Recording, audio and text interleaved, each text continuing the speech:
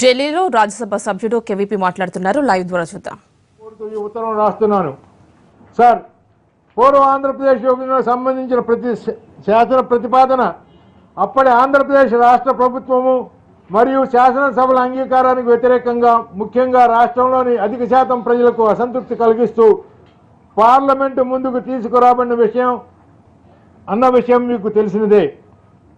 అయినప్పటికీ విభజనకు సంబంధించిన ప్రతిపాదన చట్టం రూపొందంగానే ప్రజాస్వామ్య వ్యవస్థ మీద ఉన్న నమ్మకం మరియు తెలంగాణ ప్రజల భావోద్వేగాల మీద గౌరవంతో విభజన వలన తమకు జరిగిన నష్టాన్ని ప్రత్యామ్నాయంగా చట్టంలో పేర్కొన్న మరియు పార్లమెంట్లో ఇచ్చిన హామీలు వాగ్దానాలు వాస్తవ రూపం దాలుస్తాయని అనే విశ్వాసంతో చట్టాన్ని సీమాంధ్ర ప్రజల మౌనంగా అంగీకరించడం జరిగింది.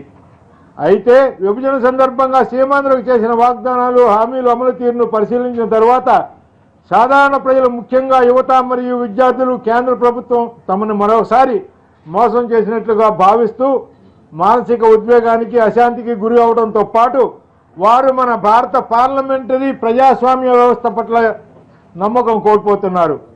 సార్, నా అభిప్రాయంలో కూడా వారి భావన నిజమే అనిపిస్తున్నది. విభజన సందర్భంగా సీమాంధ్రకు ఈ కింద పేర్కొన్న 10 ముఖ్యమైన హామీలతో పాటు విభజన కారణంగా తప్పనిసరి అయిన అనేక ఇతర హామీలు కూడా ఇచ్చిన విషయాన్ని మీ దృష్టికి తీసుకొస్తున్నాను. ఈ ముఖ్యమైన 10 హామీలు: 1. ప్రత్యేక హోదా. 2. పోలవరం ప్రాజెక్టుని జాతీయ ప్రాజెక్టుని 2018 కల్లా పూర్తి చేయటం. కలహంది, బొలంగీర్, బుందేల్ఖండ్ తరహాలో రాయలసీమ మరియు ఉత్తరాంధ్ర జిల్లాలకు, వెనుకబడిన జిల్లాలకు ప్రత్యేక ఆర్థిక ప్యాకేజీ. 4. కొత్త రాజధాని నిర్మాణం. 5. షెడ్యూల్ 9 and 10లో పేర్కొన్న సంస్థల ఆస్తులను ఆంధ్ర తెలంగాణల మధ్య 58:42 నిష్పత్తిలో విభజన. 6. 2014-15 ఆర్థిక సంవత్సరపు ఆర్థిక లోటును భర్తీ చేయటం. 7. వైజాగ్ చెన్నై పారిశ్రామిక కారిడార్ అభివృద్ధి. 8. ప్రత్యేక రైల్వే. ఇంటర్ఫీర్ అవ్వాల్సిన టైము వచ్చిందని చెప్పి వారికి మనవి చేస్తూ సవినయంగా వారికి ఉత్తరం రాయటం జరిగింది. సో రాష్ట్రపతి గారికి రాసిన లేఖ మీద మనం ఎక్కువ చర్చించడం అంత సరైన సాంప్రదాయం కాదని మనలో కొంతమంది మిత్రులు సెలవిచ్చారు. సో అవి కాకుండా ప్రస్తుతం జరుగుతున్న కరెంటు రాజకీయ పరిణామాల మీద కూడా కొన్ని చర్చించుకున్నాం. ఈ మధ్య కాలంలో ఎక్కువగా దేశమంతా వినపడుతున్నది జల్లికట్టు. ఆంధ్ర రాష్ట్రంలో వినపడతా ఉంది జల్లికట్టు స్ఫూర్తి. దీని మీద నేను సవినయంగా చాలా మృదువుగా అతి సరళమైన భాషలో చంద్రబాబు నాయుడు గారికి ఒక ఉత్తరం రాస్తే దాని గురించి వక్ర భాష్యాలు చెప్పడం జరిగింది.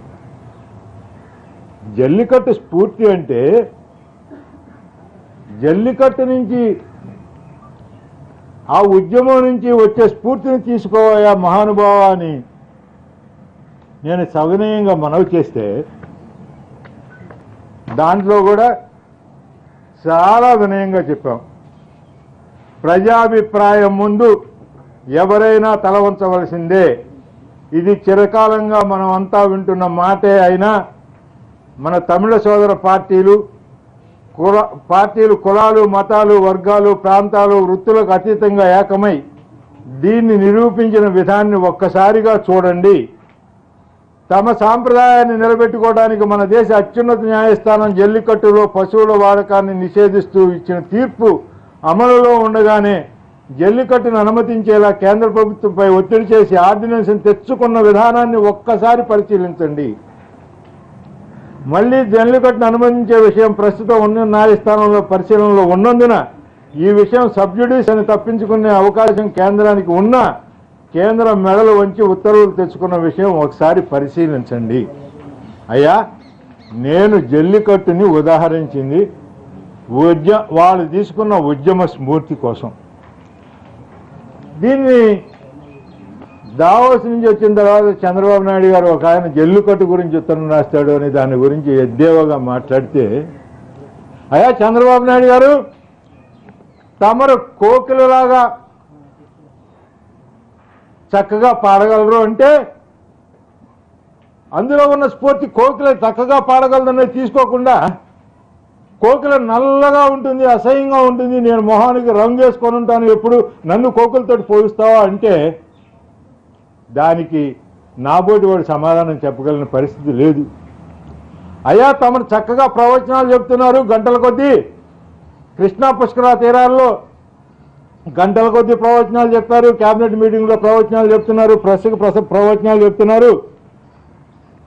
చాగంటి కోటేశ్వరరావును గరికపాటి నరసింహారావు కూడా భయపడుతున్నారు.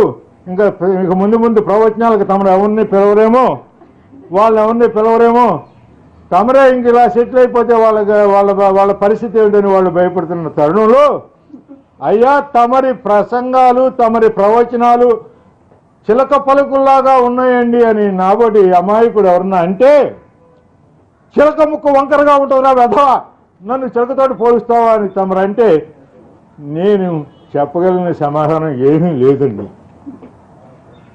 సో మీరు తమరికి సమన్వయంగా మనం చేసేది ఏంటంటే, తమరు తమ అంతేవాసులు, తమ అనుచరులు, తమ సహచరులు, తమరి ఛత్రగాయలు వాళ్ళు రకరకాలుగా అర్థాలు తీసి వారి యొక్క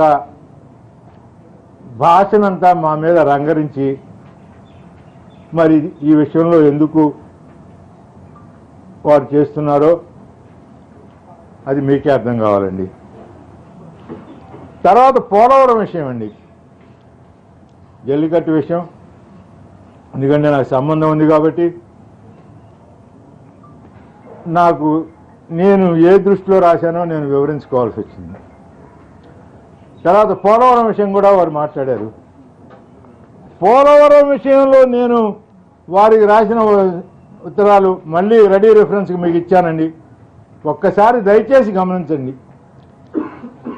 నేను సవినయంగా విజ్ఞప్తి చేసుకుంది పోలవరం మీద ఒక వైట్ పేపర్ పబ్లిష్ చేయండి, లేదు పోలవరం మీద మీరు ఎవరికైనా ఆథరైజ్ చేసి మీరు పంపించండి, వారితో చర్చకు నేను సిద్ధం.